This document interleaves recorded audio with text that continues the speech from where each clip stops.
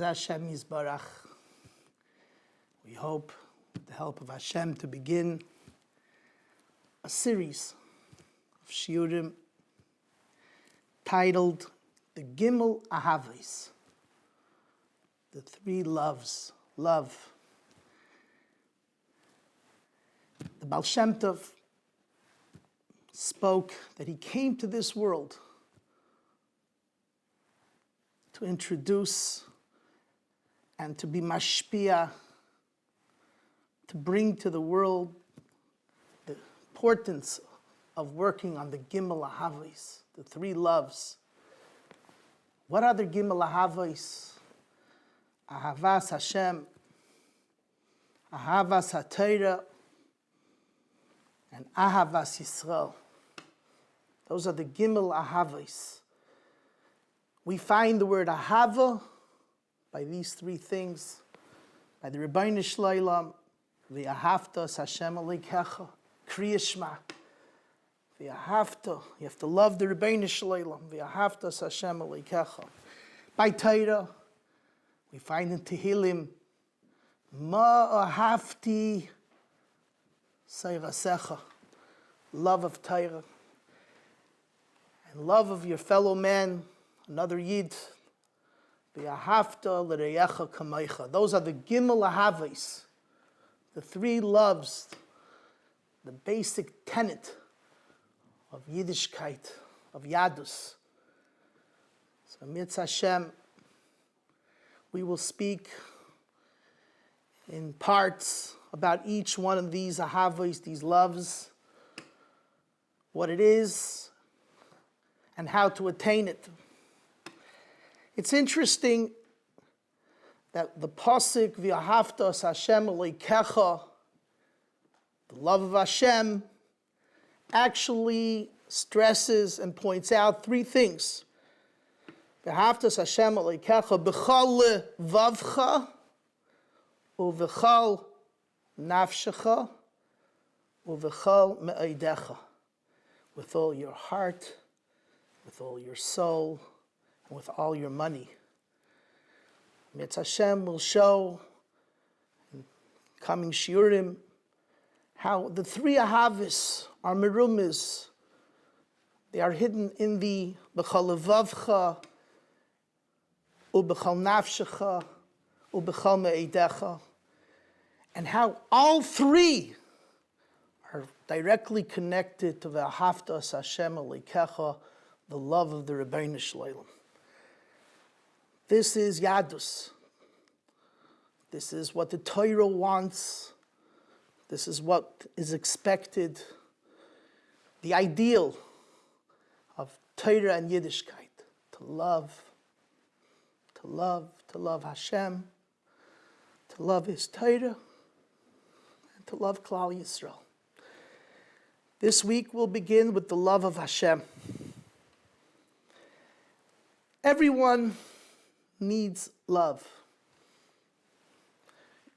All creations, especially humans, thrive for love. Thrive to be loved and to love. Everyone needs to love and to be loved. And that's why there's so much unhappiness in the world, because love is misunderstood. There's so much written literature about simcha and happiness. People are searching, they're unhappy. And the real reason for this is, in simple terms, is because they don't understand what love is. People do not have a clear picture, a clear understanding, a clear feeling of what ahava is, that they lack and that they long for. In Shir HaShirim, Shlomo HaMelech actually discusses this point. He says in Shir HaShirim, Perek Gimel, Pasuk Aleph, Al mishkavi baleilos, as I lay in my bed at night, mishkavi baleilos, bikashti, I search. Bikush is to search. Es shahav nafshi. what my nefesh, what my soul is searching for. Ahava, bikashti, ahava, the ahava of my nefesh. Bikashtiv v'loy mitzasif. But I don't find it. I don't find it. Why not? So the pasuk continues, Beis and Gimel, pasuk Beis and pasuk Gimel continues, Akuma nava soivava ba'ir. I get up and I either zakmin dreitzach, I'm roaming in the city, bashvakim or b'chayvis, in the places of sale. I guess we could call it the street nightlife, shvakim or chavos, the streets. I'm roaming, I'm searching. And I think there I'm going to find a shahava nafshi. I feel that if I go here and if I travel and if I look and if I go and if I stand and if I sit here, this is what's going to bring me happy. Ahava, love. But avaksha eshavo nafshi bekashte v'loy matzasav. I still don't find it. I find enjoyment, but I don't find what ahavas nefesh, what my nefesh, the love that my nefesh is searching for. And this, of course, is because we're searching for the wrong thing. We're not identifying what really is ahavas nafshi. What does my soul, what is it love, what is it searching for? Love is misunderstood. Love is misplaced. What is love? Bali Musar speak, and this can be found in the Lev Eliyahu from Rabbi Lopian. He says people walk around and they use the word love in the wrong context. It's misunderstood. You ever see a person, he could be eating a piece of fish or he could be eating a steak and he'll say, I love fish. I love steak. Says Rabbi Lopian. Say, Bali Musar, you love fish?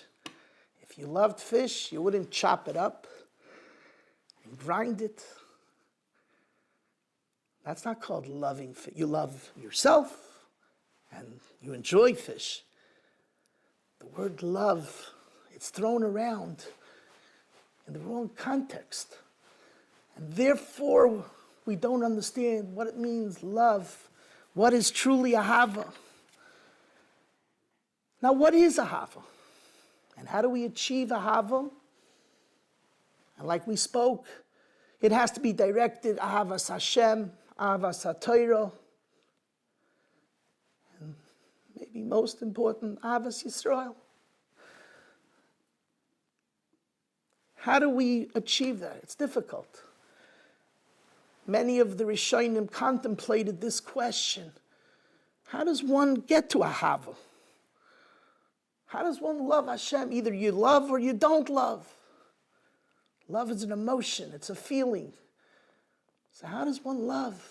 The Rambam already speaks about it in Yad HaChazaka, and Yesodei HaTorah Perik Beis. He says, how does one reach love? And the answer is, if he looks at the creation and he sees how great the creation is, he begins to love the Rebbeinu Shalom who created this great creation. Rebbe Chanan Wasserman, in his Kaivetz Mamarim, discusses how difficult it is to understand the formula to emunah and to ahava of Hashem. It's complex, and many have contemplated this. As I say from the Rambam already asks, how does one reach ahava, love? We say it's so important to love the Rabbeinu Shalom, to love his Torah. How do you reach love? How do you achieve it? So it's interesting, Rabbi Chanan speaks about emunah. And he says, take a look, a child at 13, he's mechuyev, he has to keep all the mitzvahs. A child, 13, what does he know? Today, maybe not more than the sports and the little bit that he learns in the class. and yet he's mechuyev in all the mitzvahs, emunah and ahavas Hashem included. How could that be? Great philosophers have contemplated emunah, and they haven't come to a clear understanding of emunah, of belief in Hashem. Yet the child is asked and required to have this emunah. Rabbi said, you know what I believe? The simple pshat is, of course, there's levels of emunah, there's levels of ahava, but every Yid, every Jew has that basic emunah and basic love, the faith and love for Hashem and His Torah, and yes, for his fellow man, naturally ingrained in the soul of every Yid. Every Yid is born with what we could call a Yiddish neshama. What is the Yiddish neshama? The answer is the Yiddish neshama has in it the DNA, if I may use that term, the DNA of love of Hashem, love of Torah, and love of Klal Yisrael. And part of the DNA is emunah in Hashem, a strong emunah, an unyielding emunah. And that's what every Yid encompasses from within. And that's what's unique and special about the Yid. I would like to tell you over a beautiful Kedushas Levi. The Kedushas Levi, of course, his avodah was love of Hashem, love of Torah, and of course, as well known, love of Klal Yisrael. He was an expert on love, and he said a moiridik insight, a beautiful insight. It says in the pasuk, Shir Hashirim Asher Lishloimei, Shir Hashirim is the song of love between Hashem and Klal Yisrael and vice versa. Shir Hashirim Asher Lishloimei, says the pasuk, Yishakeni min shikais pihu. Hashem should kiss me with the kisses of his mouth. Ki toivim daidecha. Your love is better to me, it's dearer to me, miyayin from wine. Says the Kedushas Levi, the Barditcheva, the Heilige Barditcheva, what's the pshat? It's everything we've spoken till here, till now. To a Yid, what is the greatest appreciation that he has with being an Oved Hashem? It's not the reward of keeping the mitzvahs. Many people, they learn Torah, and they daven, they realize how important it is. They realize the reward that comes with it. Says the Kedushas Levi, that's all good, but that's not the ultimate love that a Yid has for Hashem, Torah, and Klal Yisrael. What is it? Yishakeni min shikais pihu. The fact that the Rabbi Shalom loves me, the fact that the Rabbi Shalom kisses me, that love, that connection to the Rabbi Shalom is toivim. It's more dear, miyayin, than any reward, any wine, any external reward that we could get. To a Yid, the love that the Eibishter has for him is what brings out the love that we have for the Rabbi Shalom. It's very important that we always remember and keep in mind that the Rabbi Shalom loves us. We must go around, and it's sometimes very difficult because we have tremendous nisyonis and we see tremendous tragedies, and we're confused. But what must remain clear, an unyielding understanding that the Rabbi Shalom loves us. Yishakeni Menishika Piu. And that love is reciprocated. That we give back to the Rabbi Shalom our love. The kesher, that dveikus, that connection with the Rabbi Shalom. I'd like to quote you a Zohar. The Zohar, Shmois, Perikei, Ilimale Haviyadin B'nei Nasha.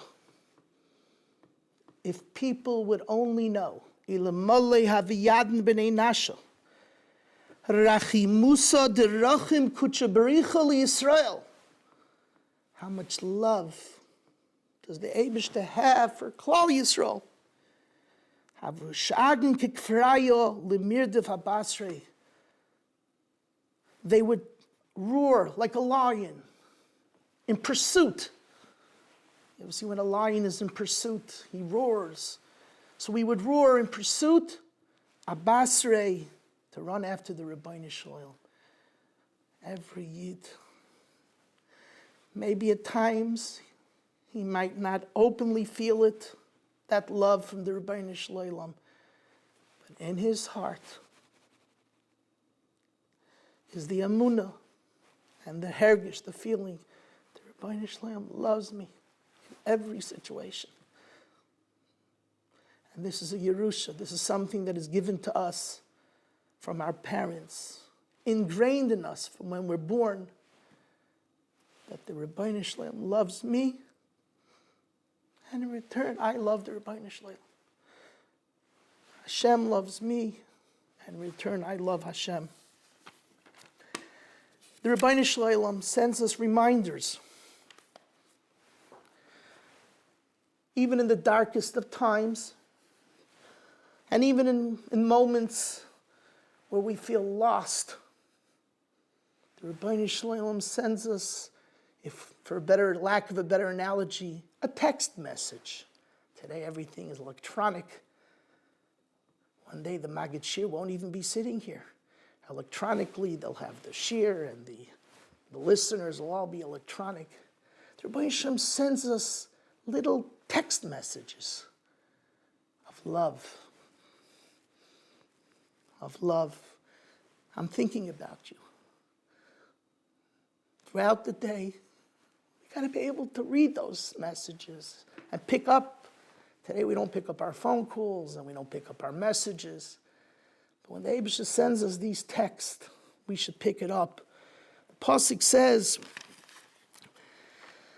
Ani Yeshena, it's a Pasuk in Shir Hashirim. Shlomo HaMelech says, Ani Yeshena, I might be asleep, yet, Libi, my heart is up. My heart isn't sleeping, kol doidi doifek, because the koil, the voice of my loved one, the Rabbi Shalom doifek, it's knocking on the doors of my neshama. Pischili, open the door, I'm here. I'm not far away. I'm not lost out there. I'm close. Pischili, open the door. I'd like to tell you a beautiful story. Years ago, when I was in Eretz Yisrael, on a trip I took to Eretz Yisrael, my yeshiva sent me. We tried to get some bachrim to recruit to the yeshiva, and they set me up to say shiurim in different yeshivas. I could meet bachrim and bring those bachrim maybe to the yeshiva afterwards. One of the yeshivas was on the outskirts of Yerushalayim.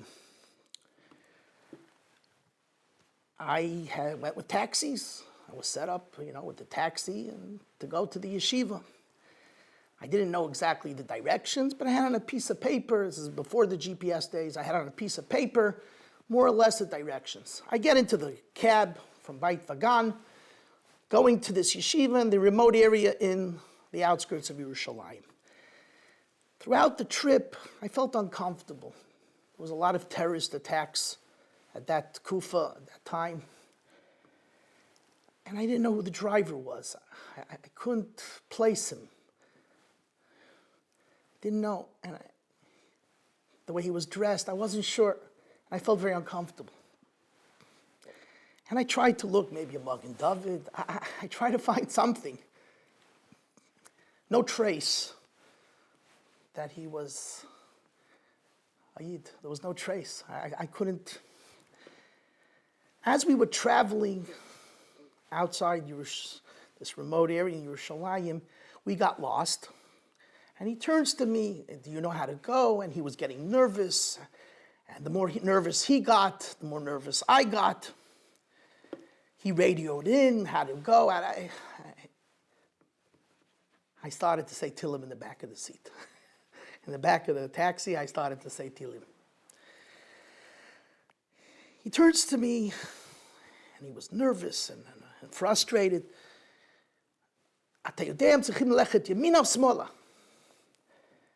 I thought to myself, listen, the Gemara says that every turn that a person takes, kol pinay shata painal tifna liyamin, go right. So I tell him, Achai, my brother, Yamina, go right. He put his foot on the brake and he stopped short. And I thought to myself that we're in trouble. And he turns around and he says, Ma Marta? I said, Amarti tzrichim lalechet Yamina. He says, no. Ma Marta? I said, Amarti Yamina. He says, no, lifneze Ma Marta. What did you say before that? I said, Achai, my brother. He took out from the glove compartment a yarmulke, put it on his head, and he says, Kishakarato ti achi, you call me my brother, pa'am li balev. Gave me, in Yiddish you would say, a schmerz in hearts, and it gave me a jab in my heart. הפעמון הזה, אני רק מרגיש כשאני הולך לכותל. Only when I go to the kaisel do I hear this. So I said to him, that's what it means, kol doidi doifek. The Rabbi Shalom was knocking on the door, sending us a message. And the message was me telling him, you're my brother. You're my brother, called Doidi Doife. We need to learn how to talk to all our brothers. It might even take just one word, one kind word, one word of love, one word of acceptance. And that could reach the neshama in the deepest parts of the neshama of a Yid and be ma'oyer him, or wake him up. Pa'am li balev, כשקראת אותי אחי, פעם לי בלב, וזה הפעמון אני רק מרגיש כשאני הולך לקייטו. I want to tell Rabbi Isai another minute or two. A Yid, no matter what he goes through, remains loyal to the tenets of his neshama. There's nothing that could sway Yid, all the difficulties and all the Yisurim. And I believe Shlomo Melech already speaks this in Shir Hashirim. In Shir Hashirim, Perik Hey, it says, Metzauni hashoimrim, hasoivim be'ir, hikuni petzauni. They hit me. Unfortunately, daily terror attacks, because we're a Yid. Hashoimrim, hasoivim be'ir, hikuni petzuni. We're niftzah, we get hurt from the fact that we're a Yid. Yet, what do we respond? How does every Yid, at the moment of trial, he doesn't, chas v'shalom, become against his tenets of his neshama, of loving Hashem. Yet he responds, as the pasuk says clearly, Hishbati eschem, it's the next pasuk.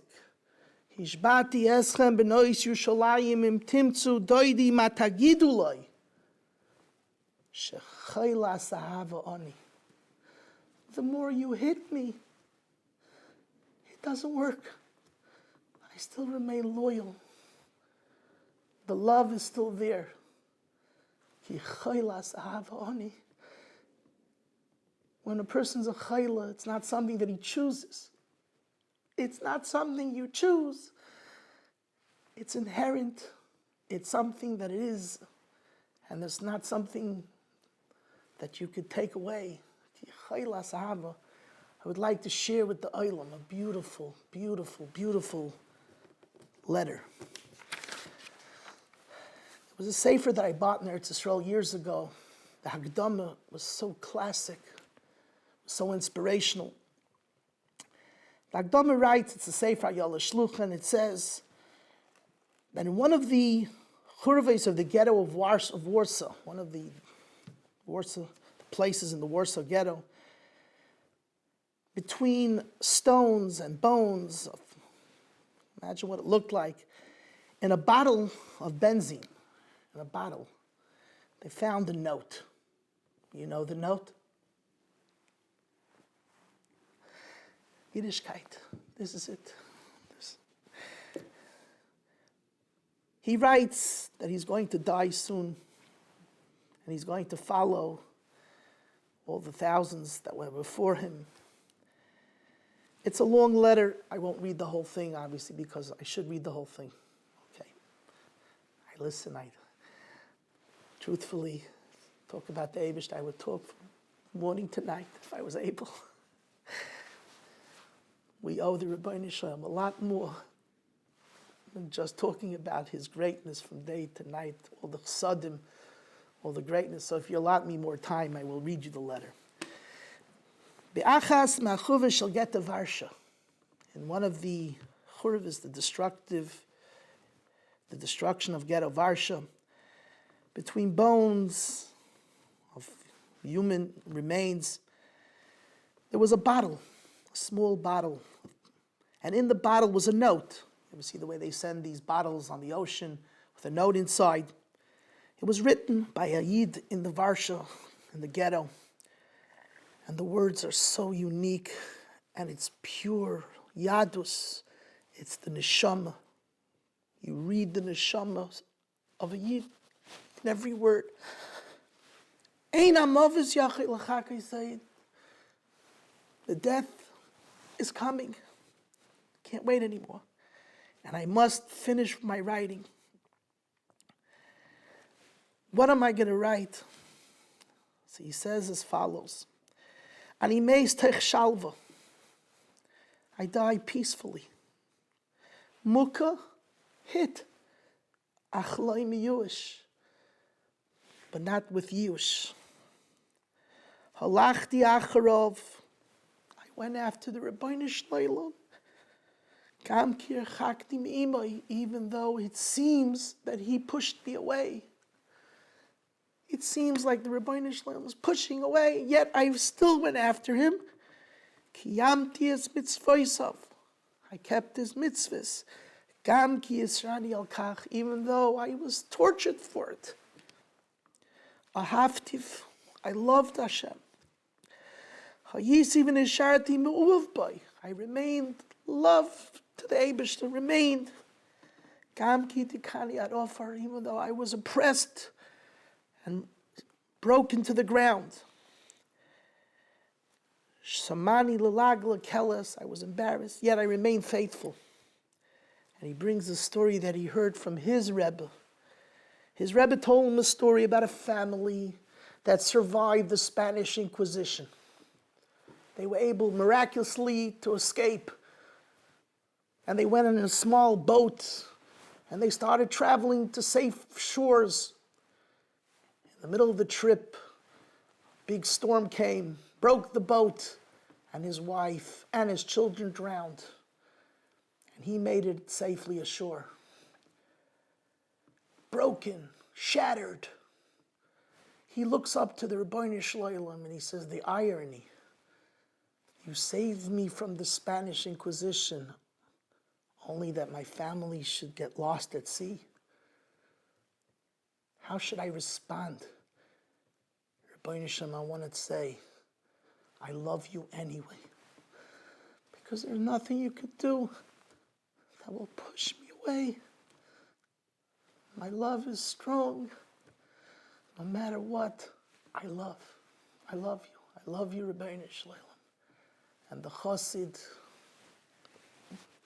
finishes off his letter with the same idea, regardless of the whole Nazi experience. Rabbi Shalom, Shema Yisrael, Hashem Elokeinu, we love. That is the essence of a Yid. Through all the torture, the miracle of the Yadus, of Yiddishkeit, is that we still love the Rabbi Shalom. I would like to end with the following vart. What does it mean? Ki chaylas ahava oni. We had the pasuk, Im timtzu es doidi matagidu loy, and this is after Hikuni Petzuni. We answer and we say, Rabbi Shalom Mishbati. What? That we are chaylas ahava. In Dikduk, in Hebrew, it should have said, Ani chaylas ahava. I am. It's a verb. I am chaylas ahava. Not ki chaylas ahava oni. The Shalom Meshiv, Rav Dettenzen frekt der Kasha, the Shalom Meshiv, the Shal Sechuvas, and he says a classic vart. He says it doesn't mean I am in the sense of verb. It's chaylas ahava oni, that's who I am. It's an adjective. The Yid, ki chaylas, it's not I am chaylas ahava, but who am I? The Yid is a chaylas ahava to the Rabbeinu Shleilam. His love is unexplained and it's unconditional. And it's so strong that it's chaylas ahava. And it's ani v'lo yacher. There's no one else who could be like that. And that's why he doesn't say ani chayla. Don't tell him ani chaylas ahava. Tell him who I am, my maila. What is my maila? My maila is chaylas ahava. Oni, that's who I am. I love you, Rabbi Shalom. This is what we are, and this is what we could achieve if we understand what ahava is, and if we understand how much ahava our neshama, our innards have for the Rabbi Shalom, and we tap into it, we could find happiness in the most difficult of times. And we could be able to say, V'ahavtas Hashem Elokecha b'chol levavcha, u'b'chol nafshecha, u'b'chol meidecha. I hope in Mitzvah Hashem next week, or next time we meet, we'll be able to talk about Avas HaTorah. What a Yid feels for Torah, and how much love one could find for and in Torah. And then the week after, or the next time we meet after that, Avas Yisrael. How much love we have from within for every Yid. And how all of this is included in V'ahavta as Hashem Elokecha b'chol levavcha v'chol nafshecha.